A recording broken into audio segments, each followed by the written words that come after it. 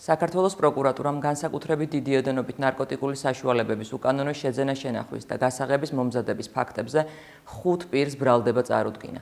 შინაგან საქმეთა სამინისტროს ცენტრალური კრიმინალური პოლიციის დეპარტამენტის მიერ ჩატარებული გამოძიებით დადგინდა, რომ დაკავებული პირები უკანონოდ ინახავდნენ დიდი და განსაკუთრებით დიდი ოდენობით სხვადასხვა ნარკოტიკულ საშუალებებს.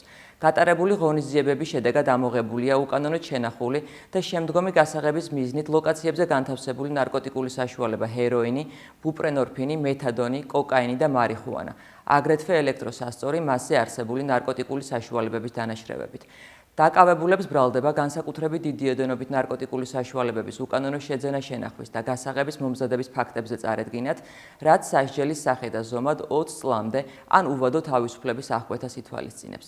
პროკურატურის შუამდგომლობის საფუძველზე სასამართლომ ბრალდებულებს აღკვეთის ღონისძიების სახით პატიმრობა უკვე შეუფარდა.